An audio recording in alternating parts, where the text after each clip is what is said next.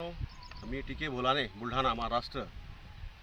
आज आमचे शेळके दादा यांच्या गावामध्ये मिरचीचा प्लॉट बघण्यासाठी आलो आहे। या मिरचीच्या प्लॉटसाठी आपण आपल्या ॲस्लेपियस वेलनेसचे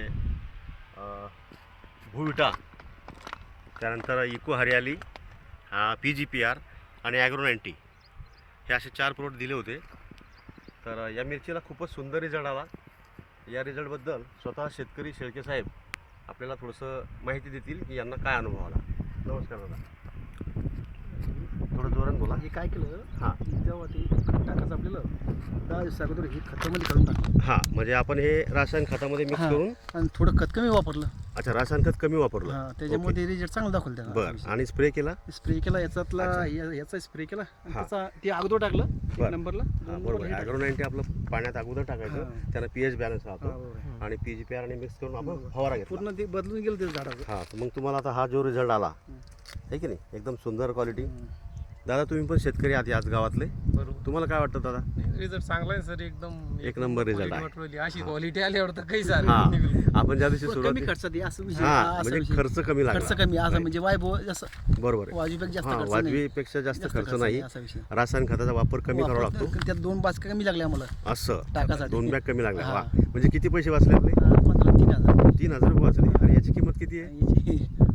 32-33 रुपये। म्हणजे तुमचं एकदम झिरो बजेट झालं। म्हणजे असं समजा त्या खताच्या याच्यातच होऊन गेलं। हां, म्हणजे आपण 2 बॅग आपल्याला टाकणं होते शिल्लक, बरोबर तर त्या टाकाचं काम नाही पडलं। हे घेतल्याच्या नंतर समजा त्याच्यातच डेव्हलप होऊन गेलं। बरोबर आहे। म्हणजे आपला रासायनाचा खर्च जो वाचला, हां. त्या वाचलेल्या पैशामध्येच आपले हे प्लॉट आले आणि याच्यामध्ये जो रिझल्ट आला तो रासायनापेक्षाही चांगला आला। असा विषय। तर बाजूलाही तुमची मिरची आहे, तिकडे सगळं तुम्ही रासायन वापरलं आहे। अजून तुम्ही तिकडे सुरुवात नाही केलेली आहे की नाही? तुम्ही आता पहिल्यांदाच आपला अनुभव घेतला। हो.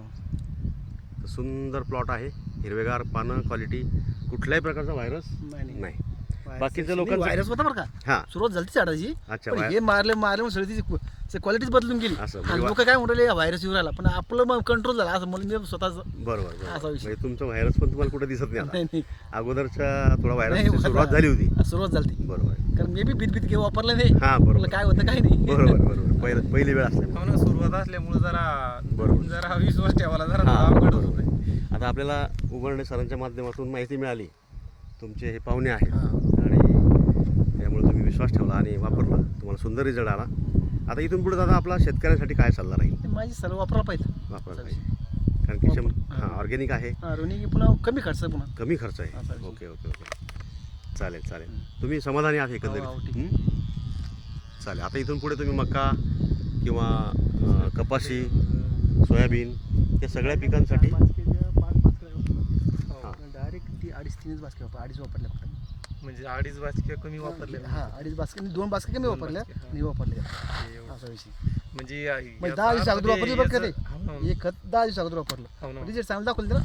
खताची खत लागल जरा टाइम हां. लागतो, थोडे केलं आणि त्याला थोडा वेळ लागतो। पण तिची सगळं दिशच बदलून गेली मिरचीची।